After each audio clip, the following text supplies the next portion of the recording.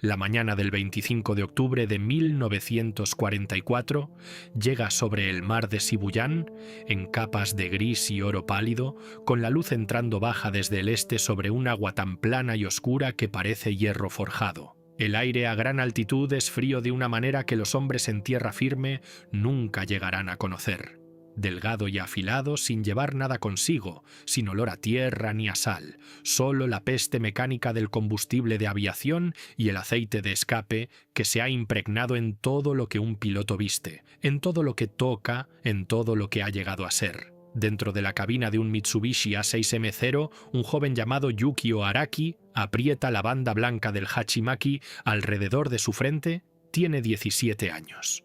Viste un traje de vuelo cuidadosamente lavado y en el cuello lleva una pequeña rama de flor de cerezo, y en el bolsillo interior de su chaqueta hay una fotografía y una carta que ya ha terminado de escribir. El motor vibra a través de la estructura del avión, a través del asiento, a través de su columna vertebral, y la pista de despegue de la base aérea de Mabalacat, en la isla de Luzón, se desliza bajo él y luego desaparece y solo hay cielo. Sabe que no va a aterrizar. Ese no es el plan. Ese nunca ha sido el plan. No para él, no hoy, no para ninguno de los hombres que despegaron de la pista por delante ni por detrás de él, no para ninguna de las formaciones que ahora se están congregando a gran altitud sobre el mar de Filipinas. El plan, el único plan, es encontrar un buque de guerra estadounidense y hacer volar su aeronave contra él. No tiene miedo. Le han dicho durante semanas que no tendrá miedo cuando llegue el momento. Y los hombres que se lo dijeron tenían razón.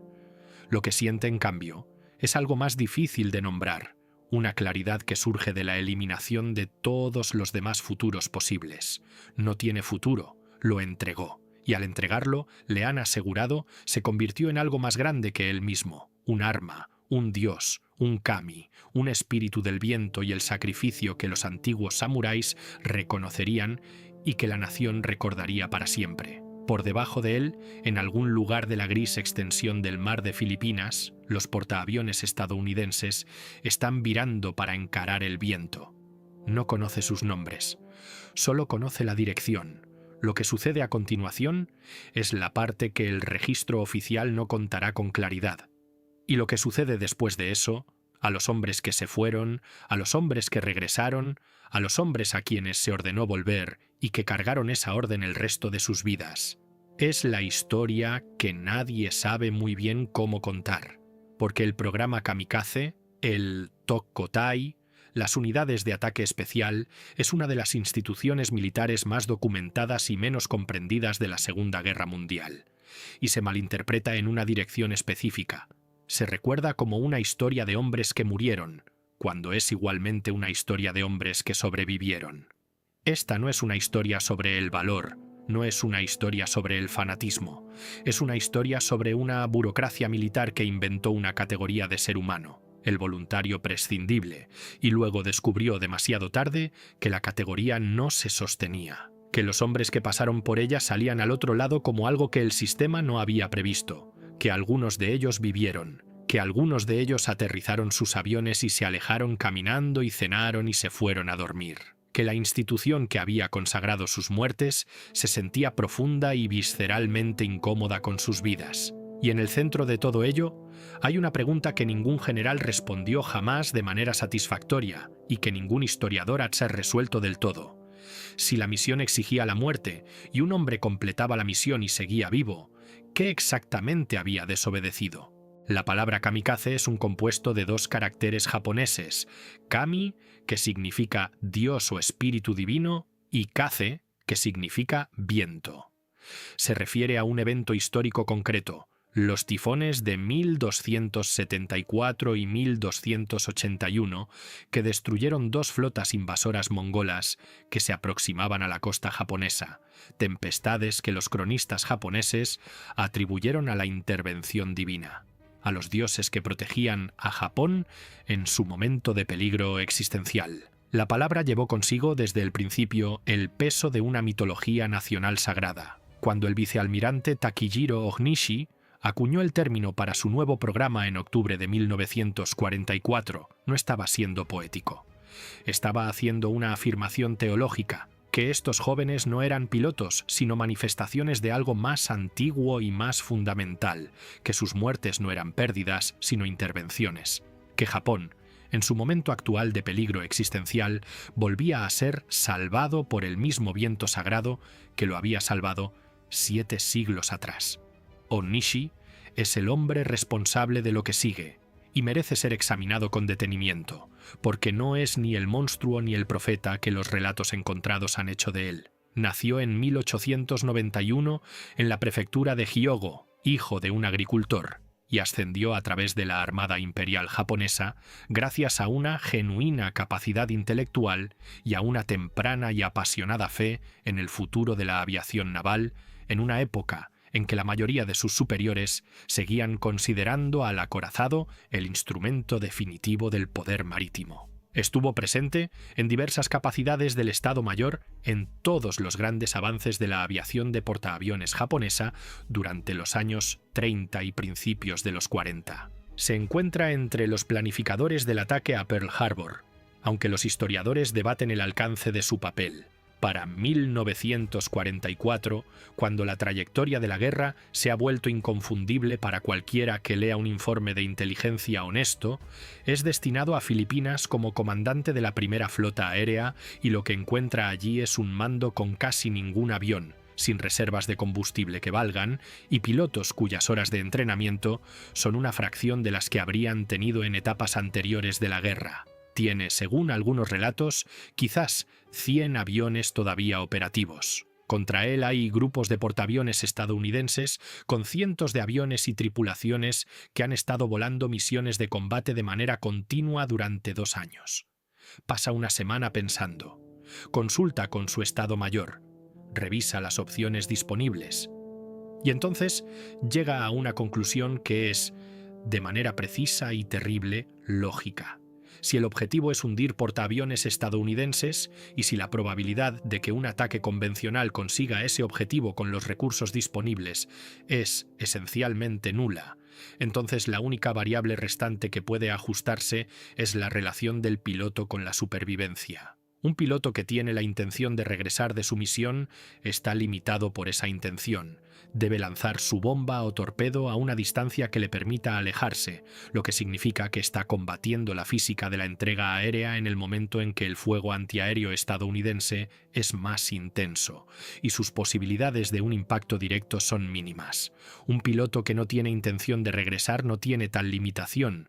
Puede guiar su aeronave hasta el blanco. Su probabilidad de impacto se aproxima a la certeza, suponiendo que sobreviva el tiempo suficiente para alcanzarlo.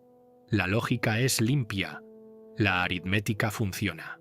El problema profundo y permanente, es todo lo que rodea a la aritmética. Onishi presenta su idea a un pequeño grupo de oficiales el 19 de octubre de 1944. No ordena, pregunta. Esta distinción importará enormemente a él y a los hombres que estudian su programa después, y el encuadre de pedir en lugar de ordenar se mantendrá a lo largo de toda la existencia del programa como la justificación institucional de por qué no es un asesinato. Los hombres son voluntarios, nunca son obligados. La elección es suya. Lo que el registro oficial no examina con suficiente cuidado es la textura de esa elección, lo que significa ser voluntario cuando se realiza delante del propio oficial al mando, en presencia de los propios camaradas, en una cultura militar donde los conceptos de negativa individual y honor colectivo ocupan el mismo espacio moral que la vida y la muerte, donde un joven piloto que duda no está simplemente tomando una decisión personal, sino que está, a los ojos de todos los que observan, haciendo una declaración sobre quién es y qué valora y si merece el uniforme que viste. La primera unidad Tokotai organizada es el Cuerpo de Ataque Especial Shimpu, nombrado por Onishi, Shimpu siendo otra lectura de los mismos 2 caracteres que producen kamikaze. El primer comandante es el teniente Yuki Oseki, de 23 años, recién casado, graduado de la Academia Naval de Etajima, quien, según una versión, hizo una larga pausa cuando se le preguntó si lideraría la unidad antes de decir, en voz baja, sí. Lo que dijo al oficial que le preguntó, si dijo algo en absoluto, si la pausa fue hesitación o aceptación, o algo más complicado que cualquiera de las 2 palabras. Es una cuestión de testimonios contrapuestos. Vuela su misión el 25 de octubre de 1944 y según algunos testimonios logra impactar el portaaviones escolta estadounidense Saint Lo, que se hunde con la pérdida de 114 hombres. No regresa. Nunca vuelve a hablar sobre la pausa porque no hay un después. Es la mañana del 25 de octubre de 1944, lo que nos devuelve al joven en el cero. La batalla de portaaviones que se desarrolla en el mar de Filipinas en esa fecha es el último gran enfrentamiento naval en la historia de la humanidad, una acción desparramada y de múltiples frentes que involucra a cientos de buques y miles de aeronaves en un área más extensa que la mayoría de los países europeos. Las fuerzas estadounidenses están desembarcando en Leyte. Los japoneses están montando una defensa desesperada que implica 3 fuerzas navales separadas diseñadas para converger en las playas de desembarco desde diferentes direcciones. Los ataques Tokotái forman parte de esta operación más amplia, coordinados para golpear las cubiertas de los portaaviones estadounidenses en el momento en que la flota está más ocupada con la amenaza de los buques de superficie. El nombre de esta batalla, en los libros de historia, es el Golfo de Leyte. Cuando concluye, la Armada Imperial japonesa habrá dejado de existir efectivamente como fuerza combatiente, pero en la mañana del 25 de octubre ese desenlace no es todavía seguro, y en las cabinas de los aviones que ascienden desde Mabalacat y otras bases filipinas, los pilotos que saben que no van a aterrizar no saben cómo terminará la batalla. Solo conocen su rumbo y su objetivo y la distancia, que se va cerrando. La primera oleada golpea a los buques estadounidenses con resultados que conmocionan a la flota. El Saint Lo se hunde. Otros portaaviones quedan dañados, algunos gravemente. El impacto psicológico en las tripulaciones estadounidenses es, durante un breve periodo, severo. No hay entrenamiento que prepare para la experiencia de ver un avión apuntarse hacia tu buque con un piloto vivo dentro que no se aparta. Los informes que llegan al mando naval estadounidense en los días siguientes utilizan un lenguaje cuidadoso y clínico precisamente porque la realidad emocional que subyace no lo es. Estos hombres están haciendo algo para lo que el marco militar estadounidense no tiene categoría, algo que se sitúa fuera del cálculo de coste-beneficio que rige cada otra decisión táctica de la guerra, y los comandantes estadounidenses que deben responder a ello lo hacen mientras procesan simultáneamente algo que los sacude más profundamente de lo que están preparados para admitir en documentos oficiales. El vicealmirante Onishi recibe los informes y comienza a planificar la siguiente oleada. El programa se expande rápidamente. Para noviembre de 1944 se están formando unidades Tokotái en todos los mandos aéreos japoneses del Pacífico. A principios de 1945, el concepto ha sido institucionalizado en los niveles más altos del estamento militar japonés, con la bendición formal del ejército además de la marina, y se están diseñando programas de entrenamiento específicamente para pilotos que nunca necesitarán aprender a aterrizar. La palabra voluntario permanece en los documentos. La textura del voluntariado se transforma. Los hombres que ingresan en esta estructura proceden de todos los rincones de la sociedad japonesa. Hay graduados de Tajima, oficiales de carrera, hombres que comprendían la teoría naval de la guerra e hicieron sus cálculos y se encontraron aquí. Hay estudiantes universitarios, reclutados bajo la suspensión de las exenciones estudiantiles de 1943, jóvenes que estudiaban literatura, economía y derecho y que, meses después, se encuentran con trajes de vuelo que apenas han aprendido a ponerse, cuando se les formula la pregunta. Hay chicos que apenas han terminado la enseñanza secundaria. Los historiadores estiman que la edad media de un piloto Tokotái en los últimos meses del programa es de 20 años. Algunos son más jóvenes. Yukio Araki, el chico de Mabalacat, tiene 17 años. Aparecerá en los relatos de prensa japonesa publicados después de su misión como alguien que dijo estar feliz de morir por el emperador. Su fotografía aparecerá en los periódicos. Su madre recibirá sus cenizas, o lo que se describe como sus cenizas, en una pequeña caja blanca. Lo que los periódicos no informan, porque la documentación pública del programa está controlada y sus vergüenzas no se difunden, es la experiencia de los hombres que regresaron. El entrenamiento que produce un piloto Tokotai es, en su estructura, un estudio en la gestión de la anticipación. No es corto. Un piloto asignado a una unidad de ataque especial no vuela la misión a la mañana siguiente. Espera. Puede esperar días. Puede esperar semanas. Esta espera no es un retraso administrativo.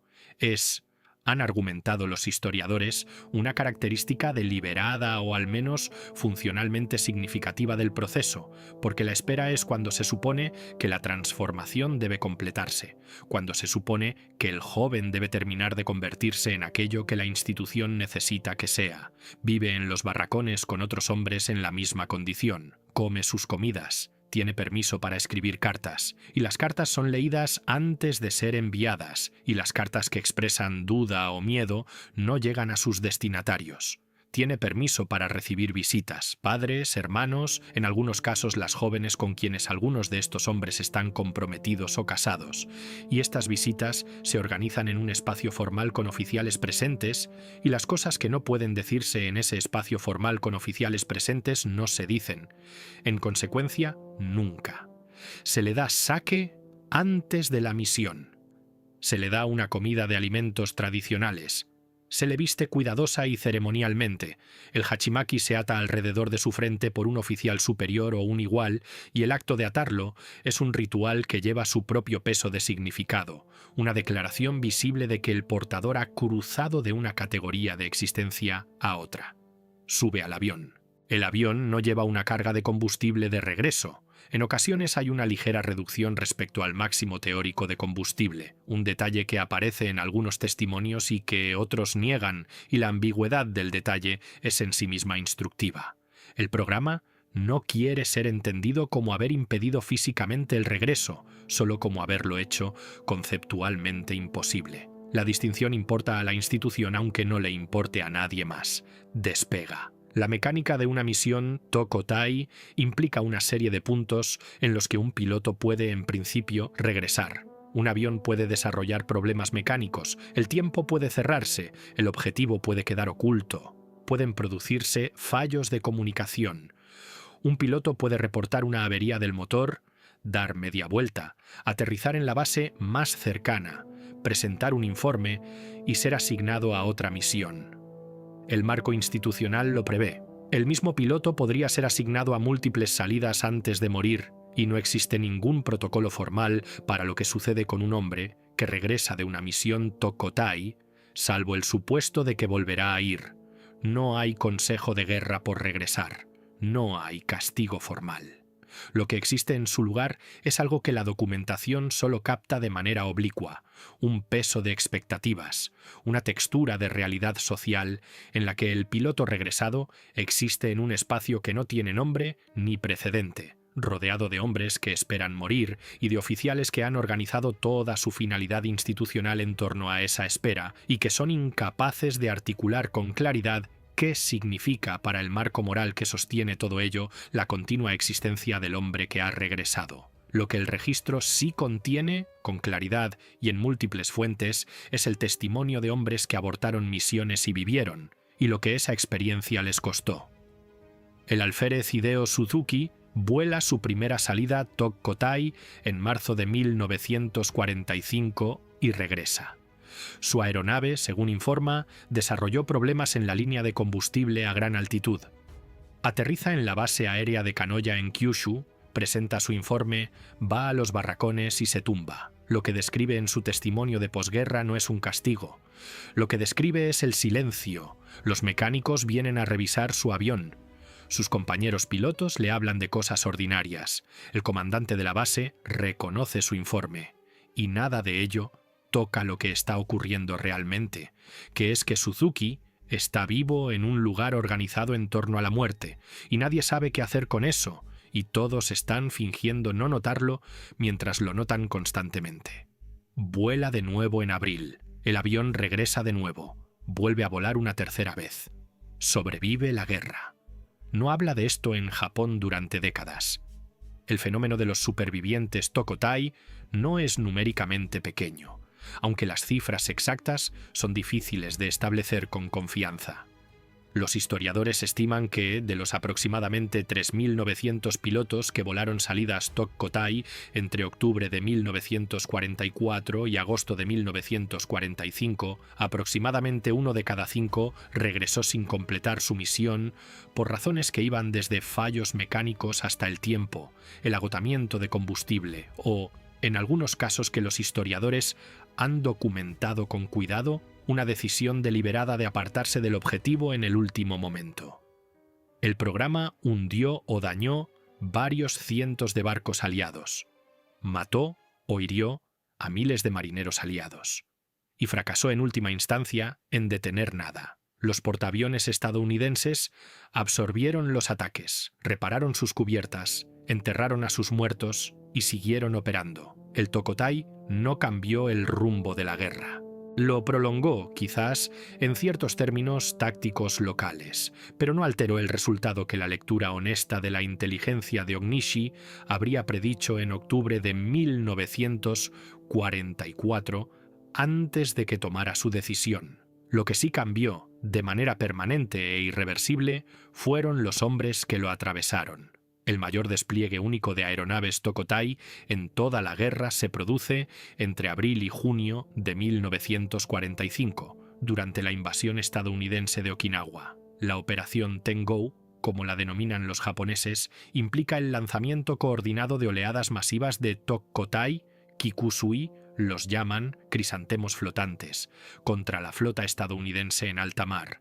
Se lanzan 10 grandes operaciones Kikusui a lo largo de la campaña. En la primera, los días 6 y 7 de abril, 355 aeronaves Tokkotai salen simultáneamente junto a atacantes convencionales.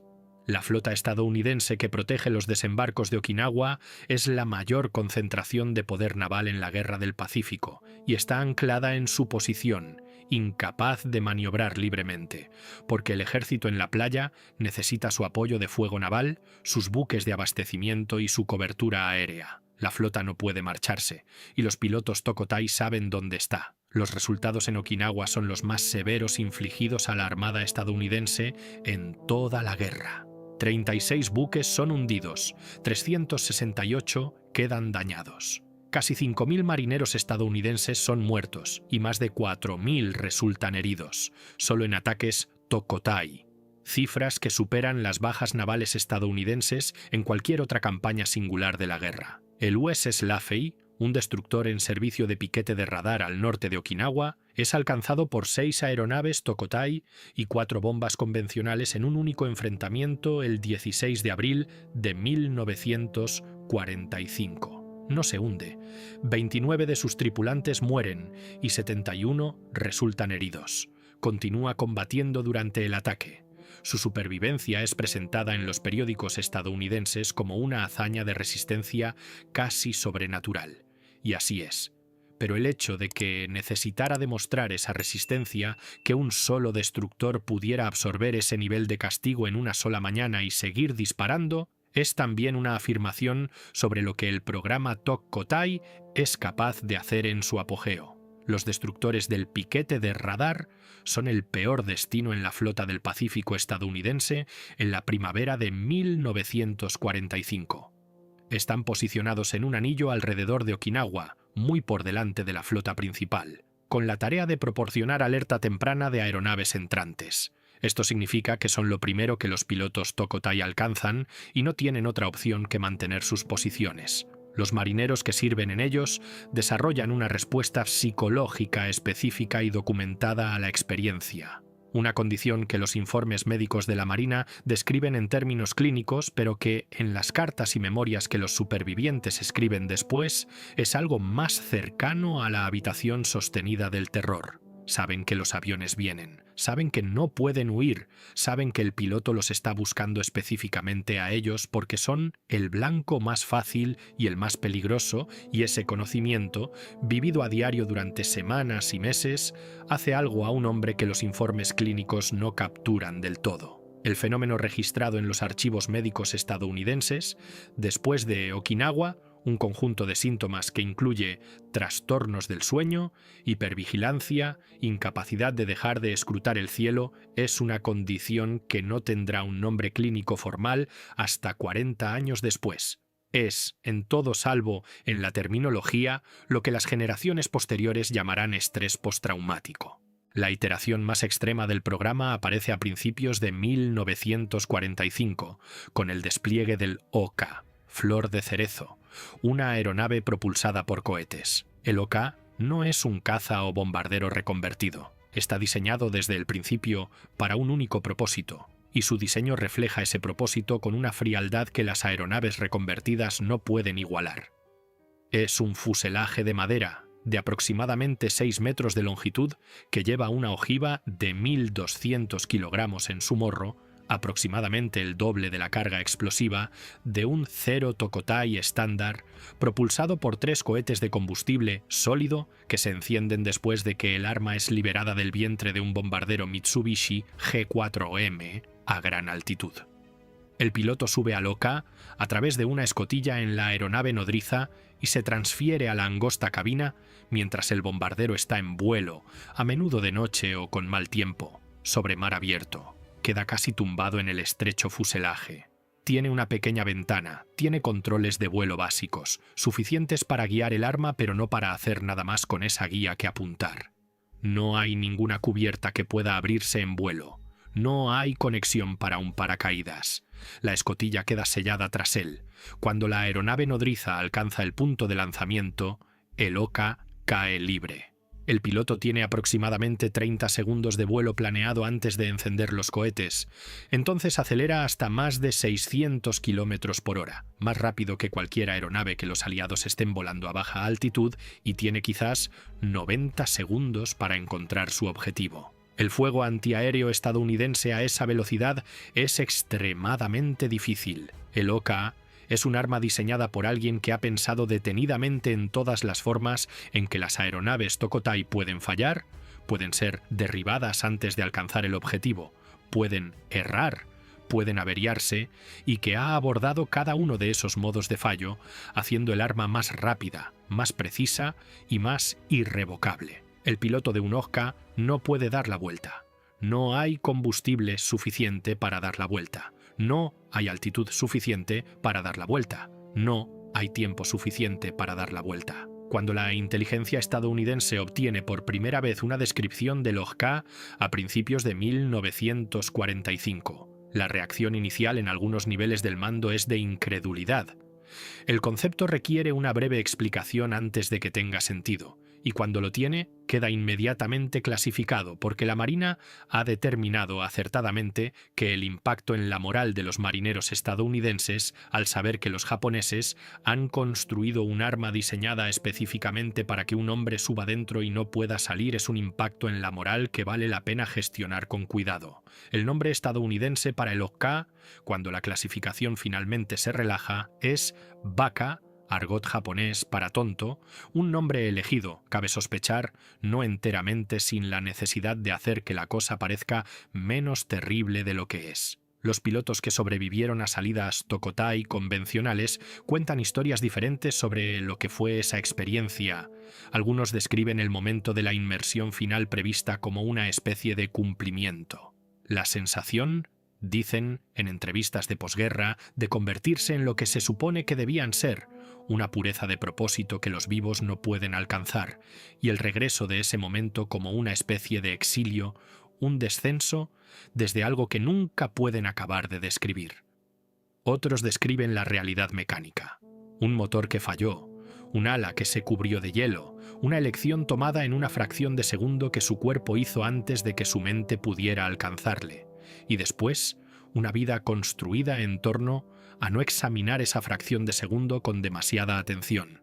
Otros, los más raros y más honestos, describen algo más complicado, una decisión tomada en la cabina de vivir.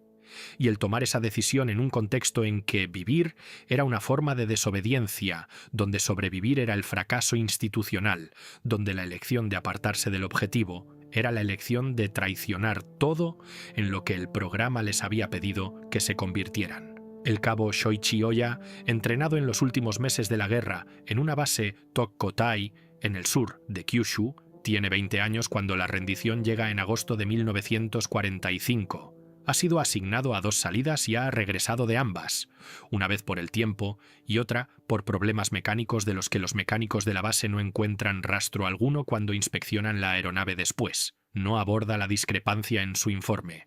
Nadie le pide que lo haga. Se le asigna una tercera salida el 15 de agosto y está en la pista cuando la noticia llega a la base de que el emperador ha hablado por la radio. Corta el motor. Se sienta en el avión durante mucho tiempo. Luego baja y camina hasta los barracones y come una comida que no sabe a nada y se va a dormir. Vivirá hasta 1987. Se convertirá en maestro de escuela en la prefectura de Hiroshima. No hablará de la guerra con sus alumnos. Cuando su hija le pregunta una vez, en 1975, sobre lo que hizo en la guerra, le dice que era piloto y no elabora más. Lo que cargó entre el momento en que cortó el motor en la pista y el momento 30 años después en que ella formuló la pregunta, lo que llevó en el espacio entre esos 2 puntos, el registro no lo contiene, porque el registro no puede contenerlo. La historia institucional del Tokkotai termina de una manera específica que merece atención. El vicealmirante Onishi, el hombre que lo inició, dimite de su mando cuando el emperador anuncia la rendición. En la tarde del 15 de agosto de 1945, bebe sake con varios exoficiales de su estado mayor y luego, a la manera tradicional, realiza el seppuku, el autodesgarramiento ritual, en la sala formal de su casa en Tokio. A diferencia de la forma clásica del acto que incluye a un segundo, cuya función es poner fin rápidamente al sufrimiento, Onishi prohíbe cualquier asistencia. Sufre a lo largo de la noche. Muere a la mañana siguiente. Antes de morir, escribe un breve documento dirigido a las almas de los muertos del Tokkotai en el que les pide perdón y reconoce que el sacrificio que les pidió no produjo el resultado que prometió. El documento es notable de manera precisa. Está escrito a los muertos, no a los vivos. Se dirige a los 3.900 pilotos que completaron sus misiones. No se dirige a los pilotos que sobrevivieron. La omisión puede ser inconsciente. Puede ser deliberada.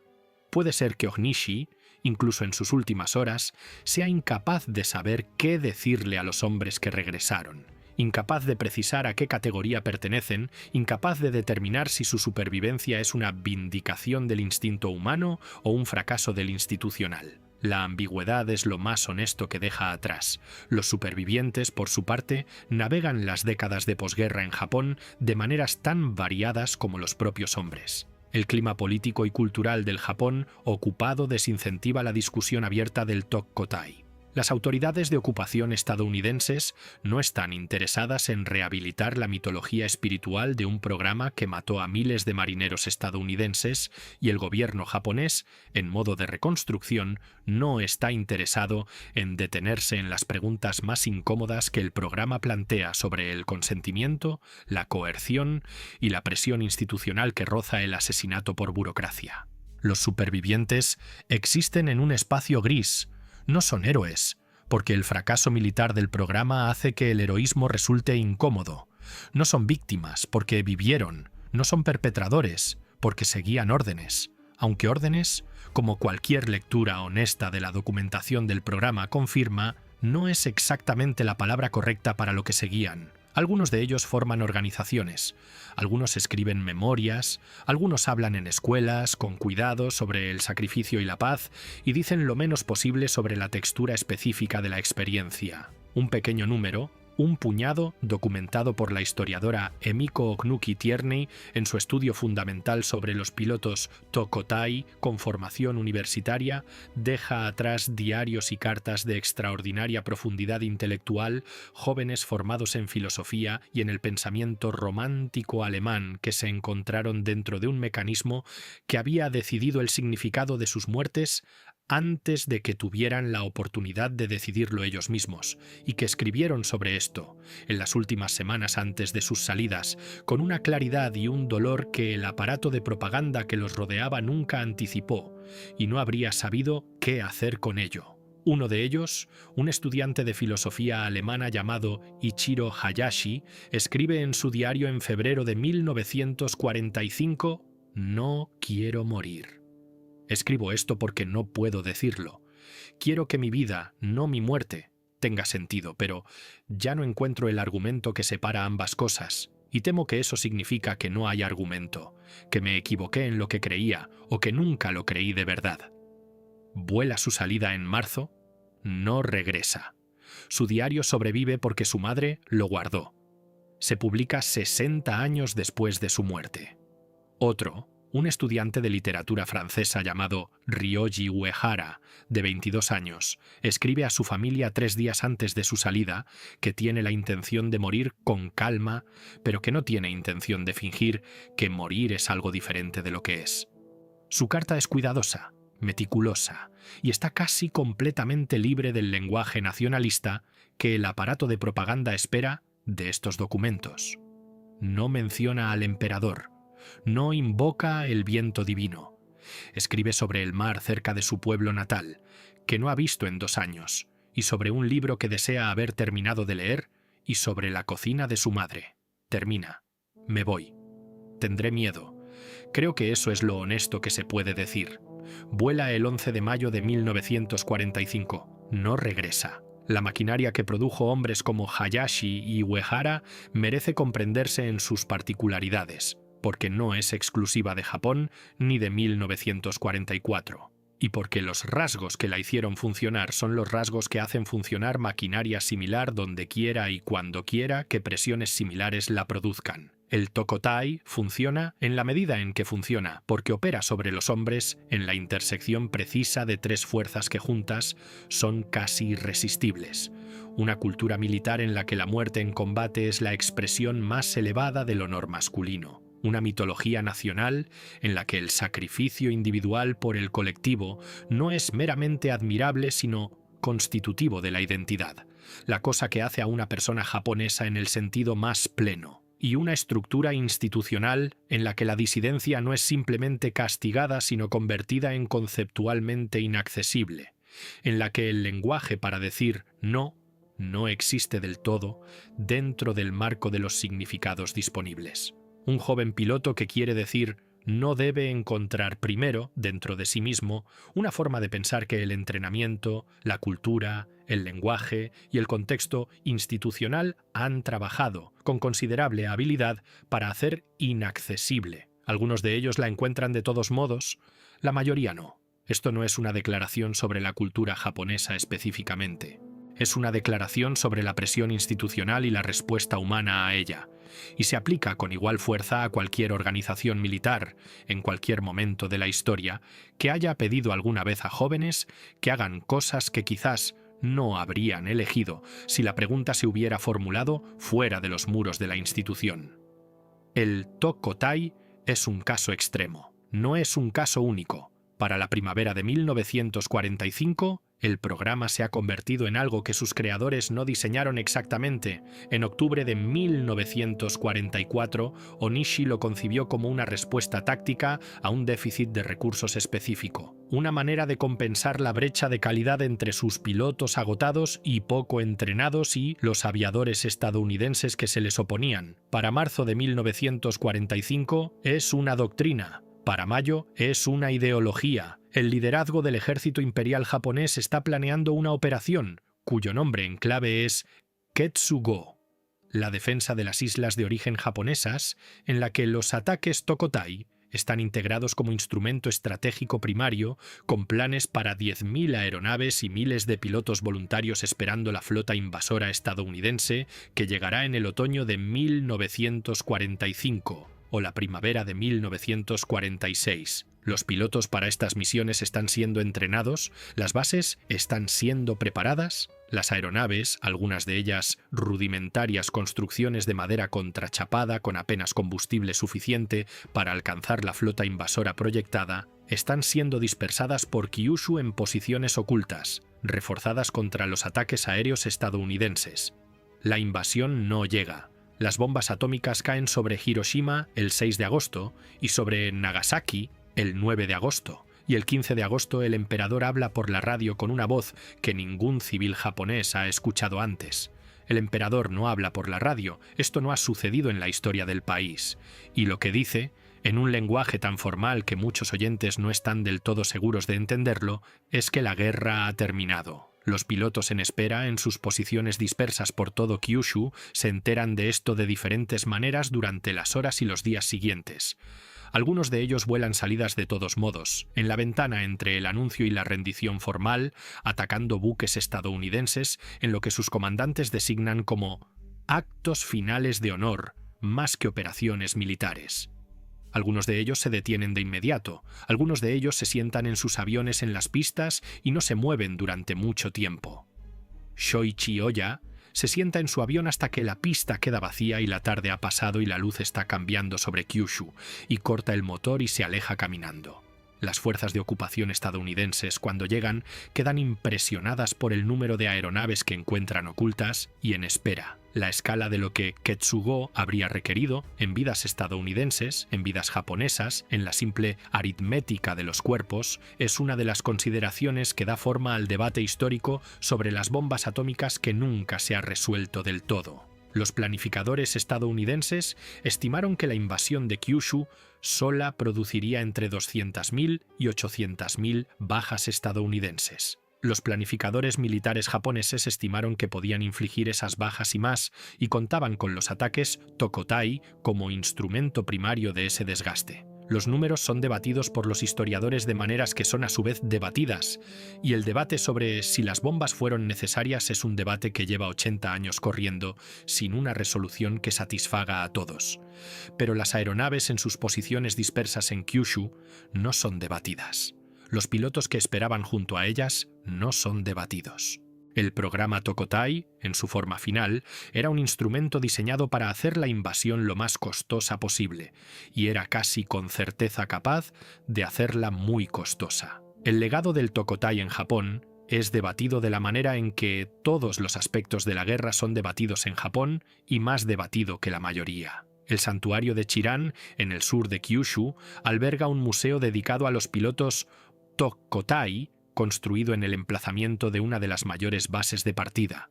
El museo exhibe fotografías, cartas, objetos personales y aeronaves. Recibe un enorme número de visitantes. El enfoque es reverencial, haciendo hincapié en el sacrificio y la pérdida, y es criticado por los historiadores que argumentan que la reverencia sin interrogación es una forma de deshonestidad, que exhibir la fotografía de Ichiro Hayashi y su traje de vuelo, sin exhibir el pasaje de su diario en el que escribe que no quiere morir, es contar una historia que el propio hombre no estaba contando. El contraargumento es que el museo honra a los muertos en los propios términos de los muertos, que los hombres que volaron creyeron en lo que hicieron, que la tarea de un memorial no es la crítica, sino el recuerdo. El argumento no se resuelve porque los memoriales nunca logran sostener ambas cosas a la vez, la fe y la duda, el sacrificio y el mecanismo que produjo el sacrificio, la declaración pública y el diario privado. Emiko Oknuki Tierney, que pasó años leyendo los diarios y las cartas de los pilotos Tokotai, con formación universitaria, concluye que muchos de ellos no estaban motivados principalmente por el nacionalismo y la veneración al emperador que la propaganda del programa proclamaba. Estaban motivados, argumenta ella, por algo más familiar y más complicado: el amor a la familia, el apego a los lugares y personas particulares de sus vidas, un sentido de obligación hacia los hombres que volaban a su lado que les parecía más real que cualquier lealtad política abstracta.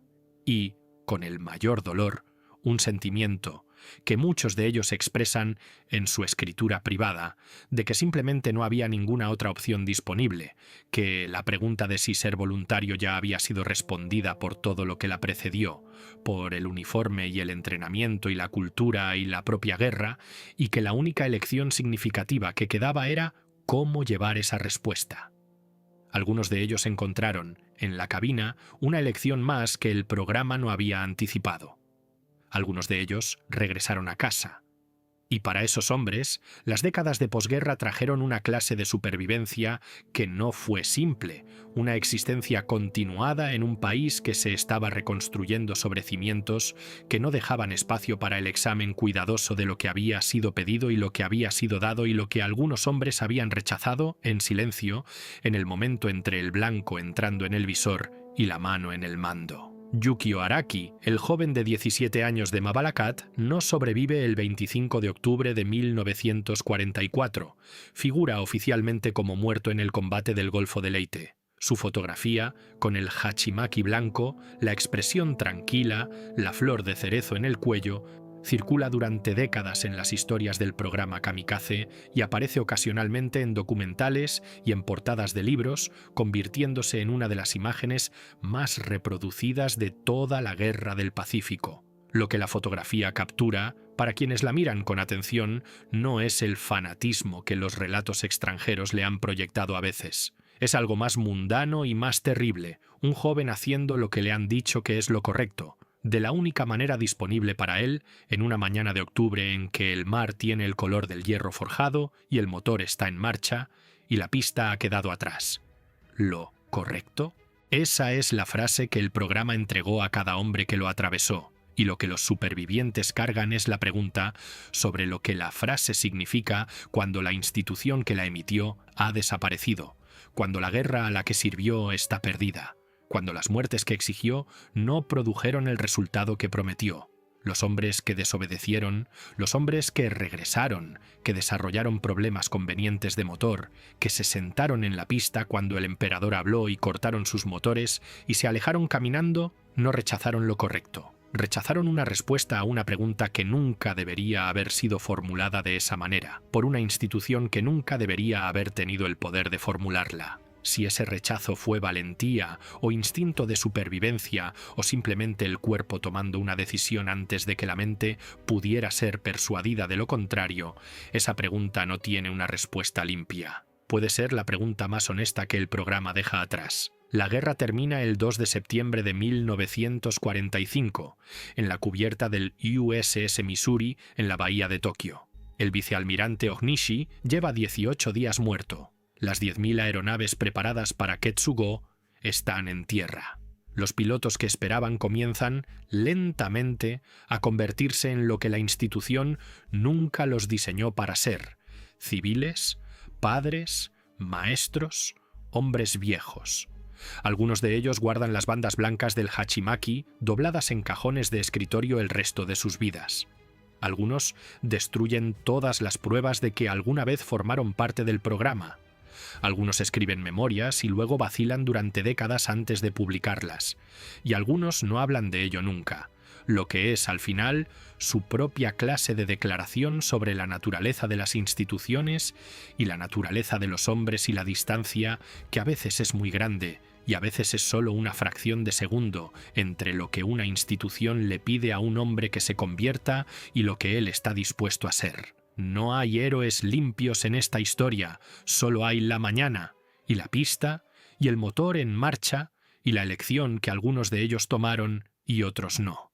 Y las largas décadas después en que todos ellos, los que murieron y los que vivieron, se convirtieron en algo que el programa no había predicho del todo: humanos.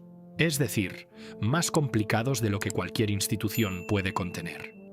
Si esta historia te ha impactado, dale me gusta y suscríbete. Encontramos estas historias olvidadas cada día. Aquí está la pregunta de debate sobre la que quiero que os peleéis en los comentarios. Los hombres que regresaron de sus misiones, que desarrollaron problemas de motor, que se apartaron en el último momento, ¿eran cobardes o eran los únicos que veían con claridad? No hay una respuesta correcta. Solo hay lo que tú crees sobre lo que significa decir no cuando todo a tu alrededor está diciendo sí. Y mira este siguiente vídeo. No vas a creer lo que hicieron estos hombres.